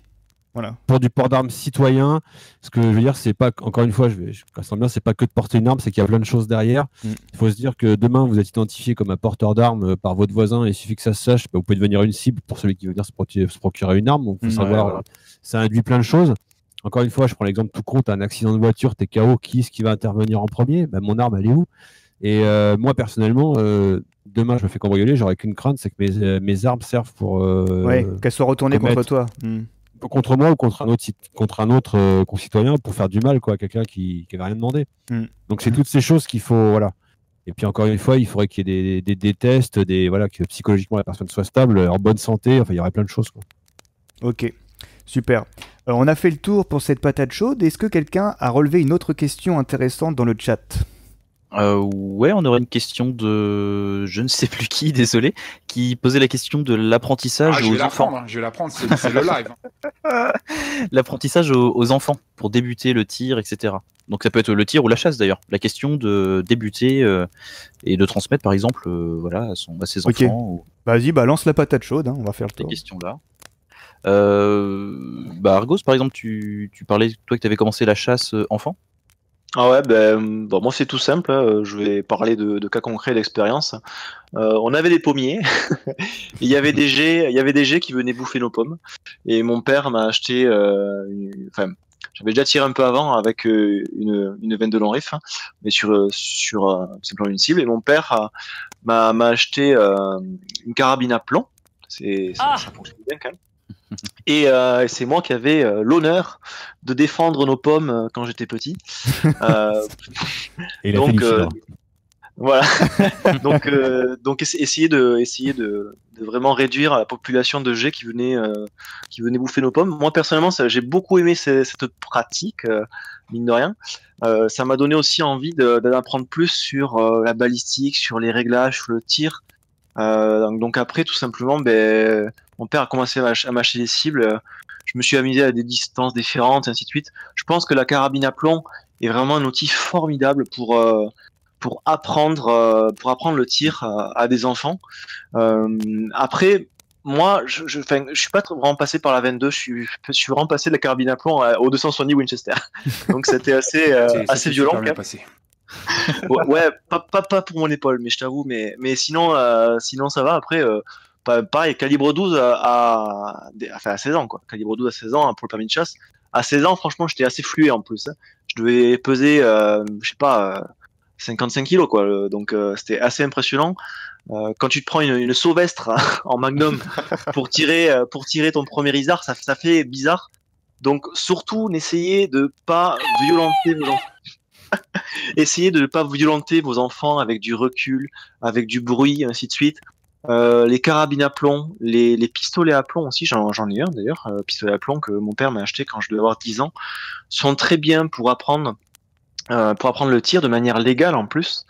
Donc voilà, moi personnellement, si j'ai un enfant, je lui donnerai la carabine à plomb que j'ai toujours d'ailleurs, une bonne vieille Diana là, que j'ai toujours et que je donnerai à mon enfant pour qu'il s'amuse sur d'abord des boîtes de conserve, et après s'il a envie d'essayer sur une cible avec différents repères pour voir un petit peu l'influence de la distance, ainsi de suite vis-à-vis de la flèche, c'est super intéressant, quoi. Ok. C'est marrant, ça rejoignait un petit peu la question de Ramsa qui demandait justement pour débuter le plomb ou la 22.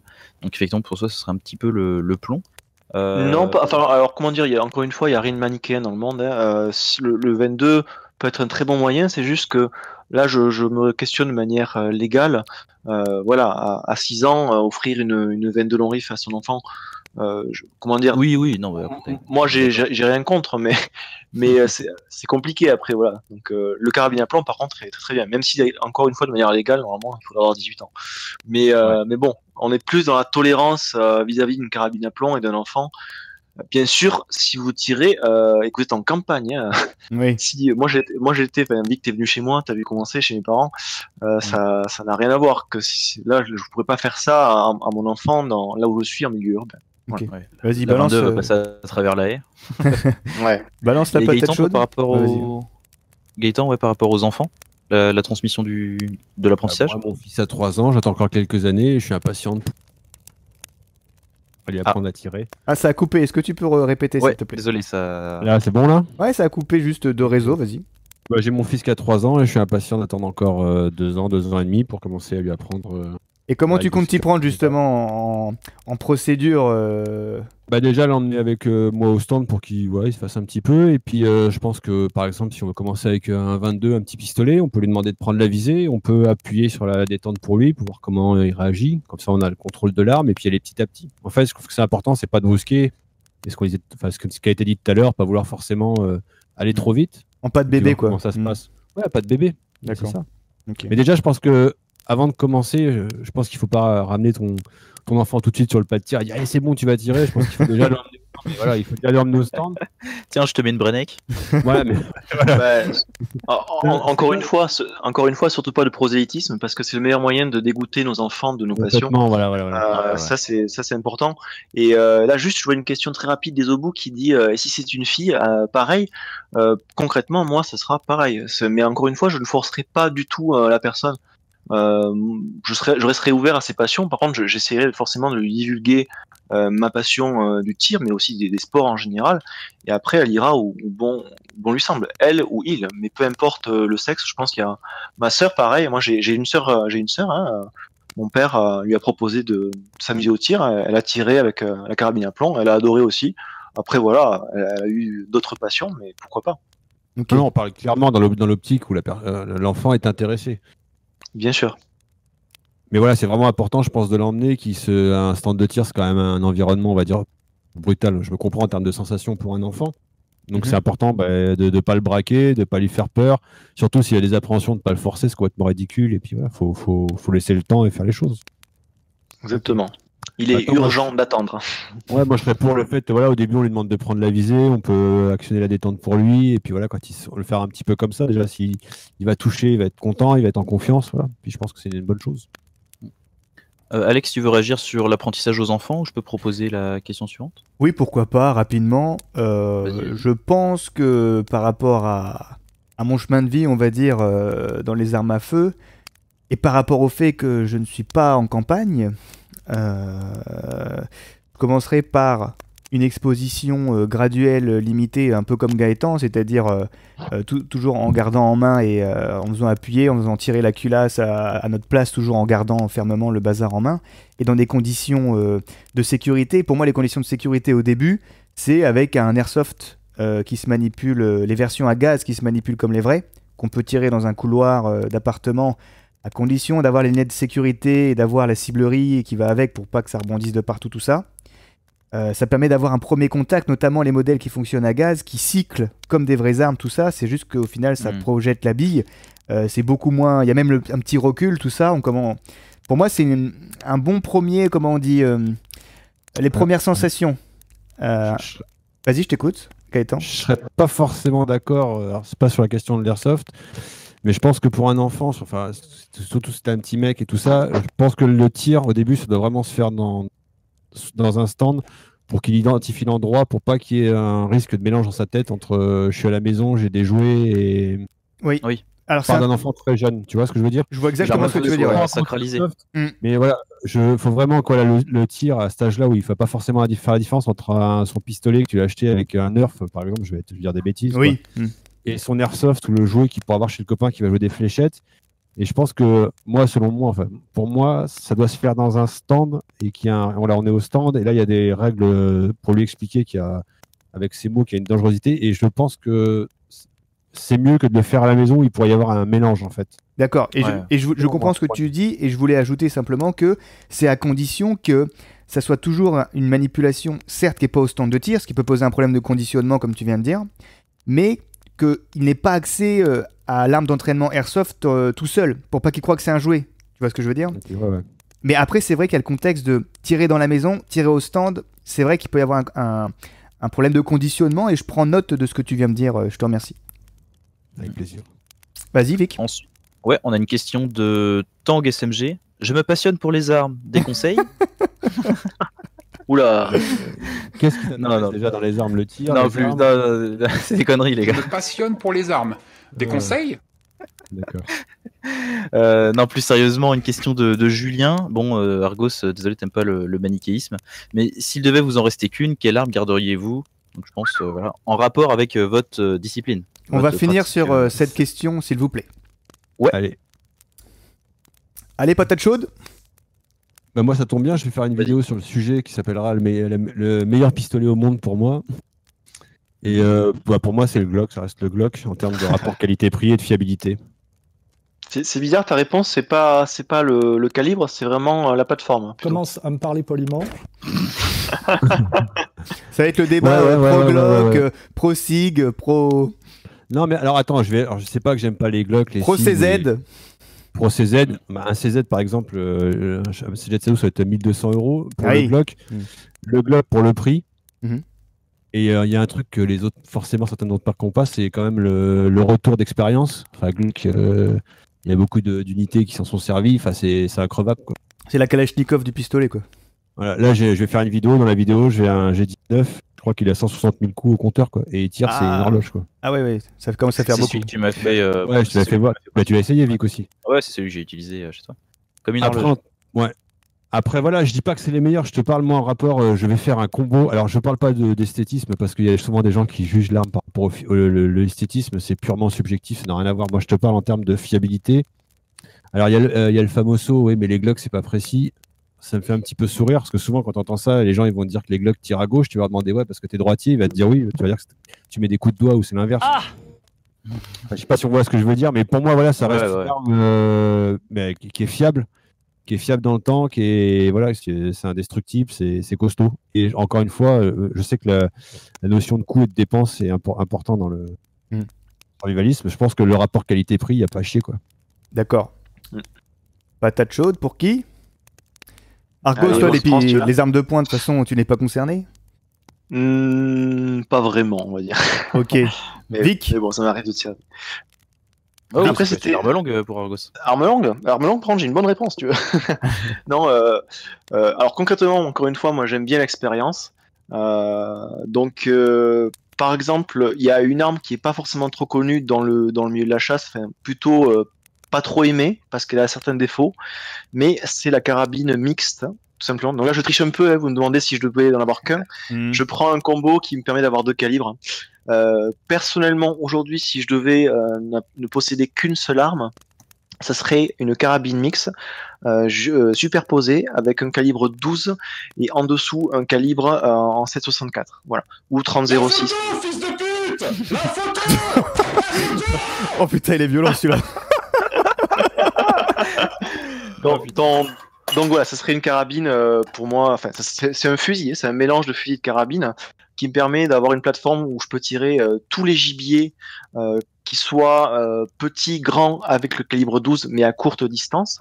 Et ensuite, avec un calibre comme le 30-06, pouvoir ensuite aller prélever du gibier sur une distance plutôt élevée.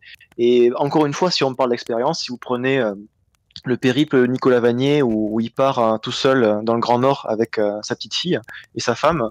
Il n'a qu'une seule arme par souci de poids forcément. C'est pas évident d'avoir plusieurs armes sur un traîneau et ainsi de suite. Et il a une carabine mixte. C'est ce qui fonctionne effectivement. Et si je devais vivre en ermite autour du lac Baïkal ou ainsi de suite comme certaines personnes l'ont fait, comme Sylvain Tesson par exemple, ainsi de suite. Je prendrais tout simplement une carabine mixte en calibre 12 et carabine de grande chasse. Voilà. Ok. Vic, qu'est-ce que tu garderais?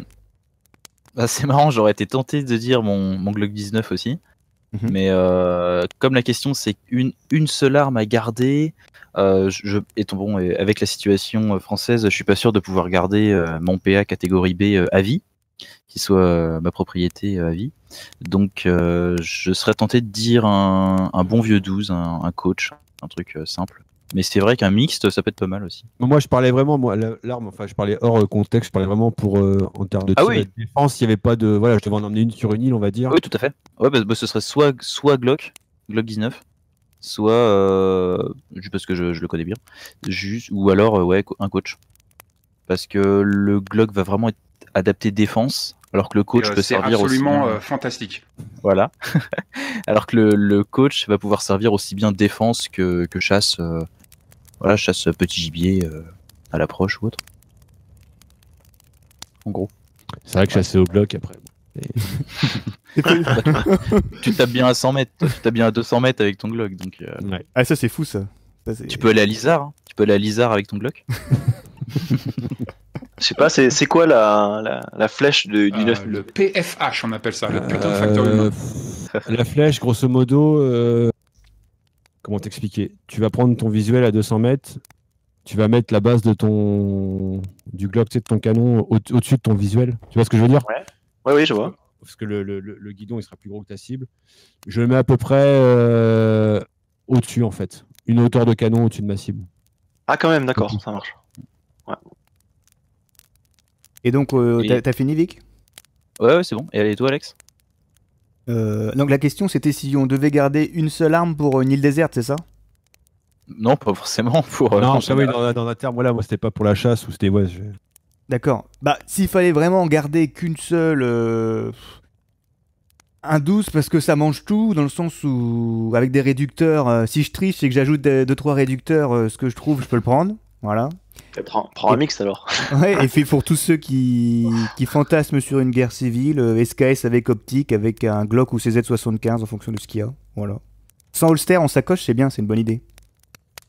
Voilà. Ouais. L'avantage de points, c'est que tu peux la dissimuler, quoi. Exactement. Et le SKS, c'est plus pour faire du tir à répétition à longue distance, parce que, bon là on sort du sujet, mais... Très bon choix, le SKS. Je pense que... Si on parle du scénario guerre civile, bon, c'est de l'ordre du fantasme, hein. C'est juste pour l'exercice d'esprit, on va dire. Faut soit ça pouvoir tirer de très près vite. Par exemple, tu m'arrêtes, hein, Gaëtan, si tu penses que je dis des bêtises. Mais selon moi, je pense qu'après réflexion, il faut savoir tirer très près vite et dans des milieux confinés. Donc dans ce cas-là, un pistolet est plus adapté, de ce que j'ai constaté. Ou de soit de très loin rapidement. Voilà. Pas pour un militaire, hein, pour un civil, je parle.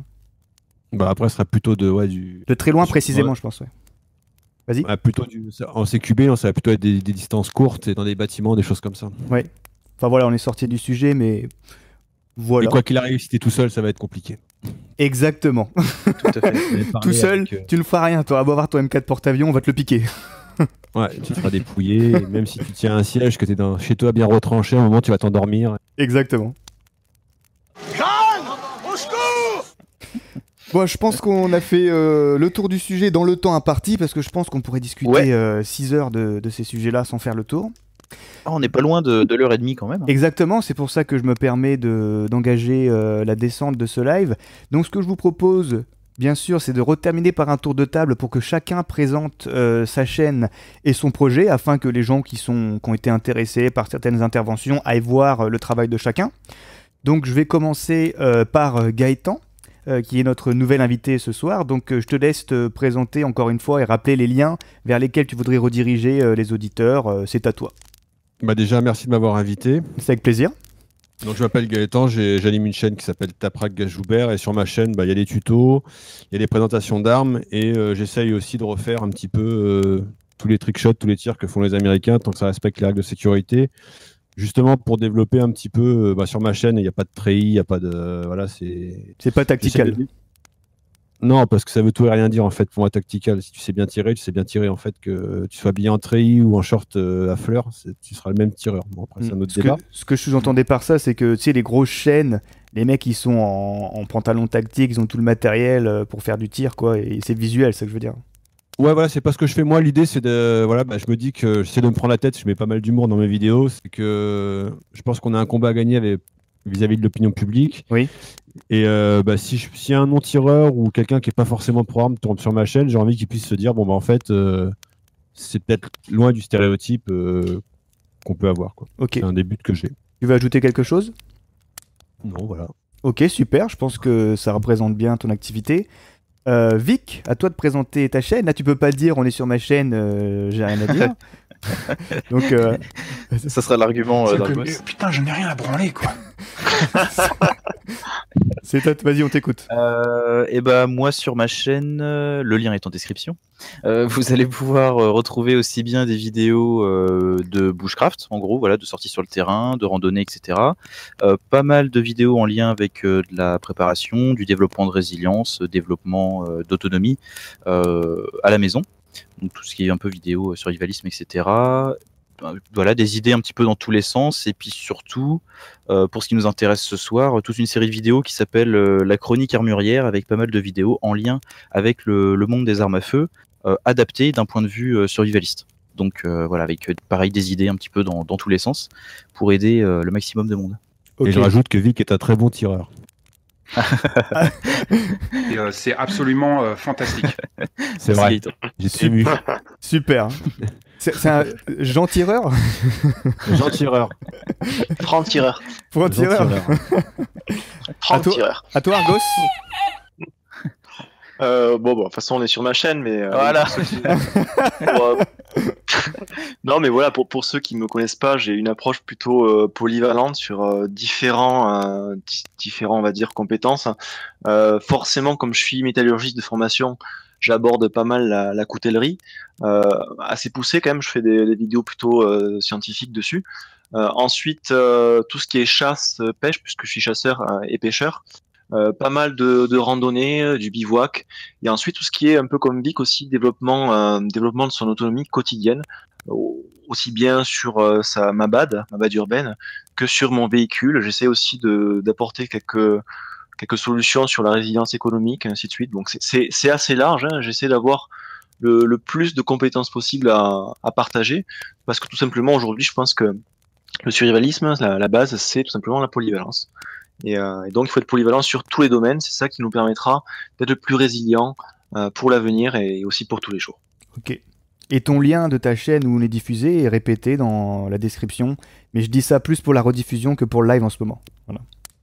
Oui, ça marche. Faudra qu'on la rajoute du coup. Et toi Alex, qui es-tu? Alors moi je parle de tout, sauf des armes. C'est quoi? Ne t'inquiète pas, ça va bien se passer. Bien se passer, ne t'inquiète pas. Alors j'en ai fait, pour ceux qui ont vu, ma chaîne a muté en fait, il y a maintenant presque un an. J'avais des vidéos d'armes, j'avais senti le vent tourner sur YouTube, j'ai arrêté les vidéos d'armes et j'avais senti le contexte législatif bouger aussi. Et puis je trouvais que Vic faisait mieux que ça mieux que moi, donc j'ai laissé tomber. Et c'est pour la blague. Et donc j'ai décidé en fait de m'orienter plus de continuer à parler de survivalisme, mais de sortir du survivalisme bunker, allume-feu, bushcraft, qui est déjà énormément traité, mais plutôt parler du style de vie avec un référentiel au quotidien, où pas mal de choses de philosophie rejoint comment voit les choses Argos notamment. Alors ça ne veut pas dire que je ne fais pas de bushcraft ni de tir, j'espère vous avoir fait sentir que je connaissais, j'étais pas un novice, je suis pas un professionnel, mais je connais le monde des armes, tout comme tous ceux qui étaient là ce soir. Je suis très régulièrement en contact avec des armes, pour le business comme pour le côté ludique. Et donc vous trouverez sur ma chaîne des interviews qui parlent de comment devenir plus résilient tant en termes énergétiques que de changement de vie, que d'expatriation, que d'acheter une maison en bois et aller vivre tout seul dans la forêt, c'est quoi en vrai, que de sujets larges et variés qui pour moi font toute... La résilience, dans le sens, c'est quoi la résilience? C'est avoir 3 manières de faire une seule chose, mais dans tous les domaines de la vie, que ce soit les armes, la défense, l'argent, donc la façon de gagner sa vie, la façon de s'approvisionner en énergie, etc. Pour moi, c'est tout un état d'esprit qui est le même, appliqué, on va dire, au sous-domaine du survivalisme, puisque pour moi, je considère que le survivalisme est encore en construction, et qu'en fait, le survivalisme, on a la chance qu'il y ait plein de sous-thématiques dedans qui sont très nombreuses, et qu'on peut justement aller se permettre de parler de plein de sujets différents pour avancer dans nos préparations. Et puis voilà, je construis pas à pas une alternative à la BAD et la ferme dans la forêt pour le monde de demain. Voilà, c'est bien dit comme ça fait beau. C'est beau, c'est magnifique. Merci. Voilà. Les gars, juste, j'ai envie de ça part en live. Hein. Les gars, juste j'ai envie de tricher un peu et de poser juste une dernière question, si c'est possible. Vas-y, Parce qu'en même temps, c'est ma chaîne, je fais un peu les règles aussi, c'est normal. vas-y. Non, juste une question avec une réponse par oui et par non, même si j'aime pas être binaire. Pensez-vous qu'il est possible de développer sa démarche survivaliste, sa préparation, sans s'intéresser ou posséder une arme? Juste par oui et par non. Ouais, juste par Non. oui, par non. Ouais. Ah, Gaëtan, Oui, vas-y. attends, sans Non. s'intéresser ou sans posséder? Hmm, En sans ignorant, posséder. en ignorant le domaine arme à feu. Sans quoi. posséder. Voilà. Sans posséder.